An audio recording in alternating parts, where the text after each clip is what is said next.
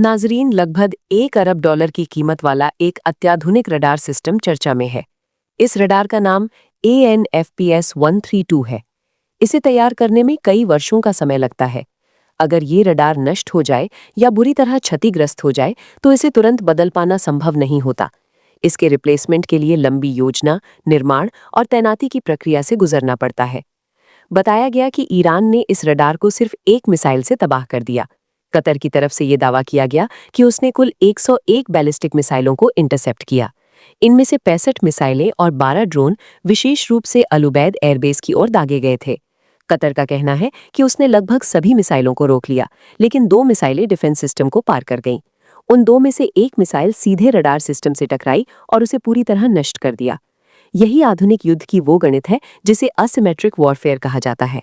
Asymmetric warfare का मतलब होता है ऐसा युद्ध जिसमें दोनों पक्षों की ताकत, संसाधन और लागत में भारी असमानता हो। इस मामले में एक ही मिसाइल ने अरबों डॉलर के अत्याधुनिक सैन्य उपकरण को खत्म कर दिया। अब समझते हैं कि AN/FPS-132 रडार आखिर है क्या। ये कोई साधारण रडार नहीं है, बल्कि अमेरिका की ग्लोबल मिसाइल डिफेंस आर्किटेक्चर का बेहद महत्वपूर्ण हिस्सा माना जाता है। दुनिया में ऐसे रडार बहुत कम है, यानी गिने चुने स्थानों पर ही ये तकनीक मौजूद है। इस रडार का मुख्य काम है बैलिस्टिक मिसाइल लॉन्च का पता लगाना। अगर कोई देश हजारों किलोमीटर दूर से मिसाइल लॉन्च करने की तैयारी कर रहा हो तो ये रडार उस गतिविधि को भी पहचान सकता है। इसकी रेंज लगभग 5000 किलोमीटर तक बताई जाती है। उदाहरण के तौर पर कतर से ईरान की दूरी लगभग 200 किलोमीटर है, जबकि कतर से रूस की दूरी करीब 2500 किलोमीटर के आसपास मानी जाती है। यानी ये रडार इन सभी क्षेत्रों की गतिविधियों पर नजर रख सकता था। ये रडार सिर्फ मिसाइल को पहचानता ही नहीं था, बल्कि ट्रैकिंग डेटा भी प्रदान करता था। ये डेटा उन इंटरसेप्टर सिस्टम्स को भेजा जाता था जो हवा में ही मिसाइल को नष्ट करने का काम करते हैं, जैसे पेट्रियट, थाड और एजिस मिसाइल डिफेंस सिस्टम। इन सिस्टम्स को सही समय पर मिसाइल लॉन्च करने के लिए सटीक जानकारी की जरूरत होती है। ये जानकारी मुख्य रूप से इसी रडार से मिलती थी। यानी अगर ये रडार ना हो तो इंटरसेप्टर सिस्टम्स के लिए ये जानना मुश्किल हो जाता है कि मिसाइल कहाँ से आ रही है और उसे कब रोका जाना चाहिए। सीधे शब्दों में कहा जाए तो ये रडार पूरे गल्फ क्षेत्र की आंख के रूप में काम कर रहा था, लेकिन अब ये नष्ट हो चुका है। अब जरा समझिए कि इसे असिमेट्रिक वॉरफेयर क्यों कहा जा रहा है। अगर कोई हमला करने वाला पक्ष 65 मिसाइलें दागता है और उनमें से सिर्फ एक भी मिसाइल डिफेंस सिस्टम से बचकर निकल जाए तो वो अपने लक्ष्य को हासिल कर सकता है। लेकिन दूसरी तरफ जो पक्ष बचाव कर रहा होता है उसे हर एक मिसाइल को रोकना पड़ता है। अगर एक भी मिसाइल बचकर निकल जाए तो भारी नुकसान हो सकता है। कतर के अनुसार 65 मिसाइलों में से 63 को इंटरसेप्ट किया गया, यानी लगभग 97% सफलता दर। सुनने में ये बहुत बड़ी सफलता लगती है, लेकिन समस्या ये है कि 2 मिसाइलें बचकर निकल गईं और उनमें से एक ने $1 अरब का रडार सिस्टम नष्ट कर दिया। अब जरा लागत का हिसाब देखिए। ईरान की एक मिसाइल या ड्रोन की कीमत अपेक्षाकृत बहुत कम बताई जाती है। कुछ अनुमानों के अनुसार 20 से 25 हजार डॉलर में भी ड्रोन तैयार किया जा सकता है। दूसरी तरफ जिस रडार को निशाना बनाया गया उसकी कीमत करीब $1 अरब थी।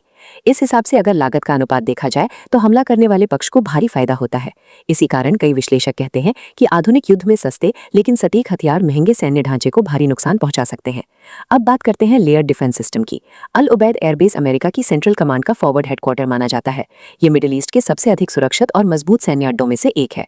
इस एयरबेस की सुरक्षा कई परतों में की जाती है। सबसे पहले पेट्रियट मिसाइल बैटरियां तैनात होती हैं। इसके बाद थार्ड मिसाइल सिस्टम मौजूद रहता है।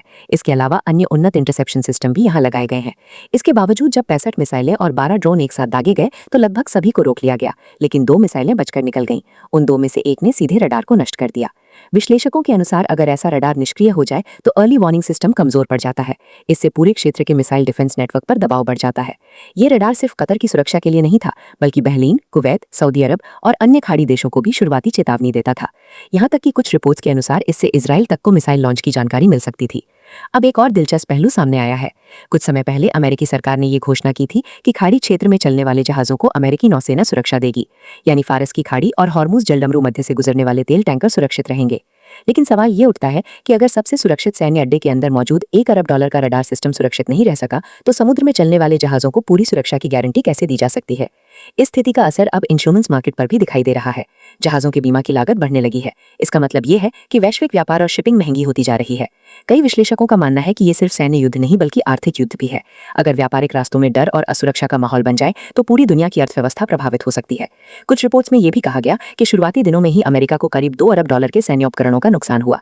इसमें सबसे महंगा नुकसान AN/FPS-132 रडार का माना जा रहा है। एक थिंक टैंक की रिपोर्ट के अनुसार ऐसे ground based early warning radar अंतरिक्ष में मौजूद इंफ्रारेड डिटेक्शन सिस्टम सिस्टम के साथ मिलकर काम करते हैं और मिसाइल की दिशा और गति की सटीक जानकारी देते हैं। अगर इनमें से एक अहम हिस्सा नष्ट हो जाए तो पूरा नेटवर्क कमजोर हो सकता है। अब बड़ा सवाल ये है कि आगे क्या हो सकता है।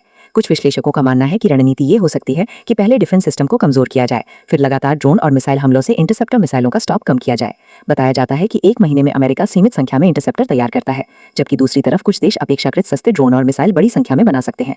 यही कारण है कि कई विश्लेषकों का कहना है कि आधुनिक युद्ध लंबा चल सकता है और इसमें तकनीक, लागत और रणनीति तीनों बड़ी भूमिका निभाते हैं। नाजरीन, ये संघर्ष कुछ दिनों का नहीं बल्कि लंबे समय तक चलने वाली रणनीति। न्यूज़ 24 को फॉलो कीजिए।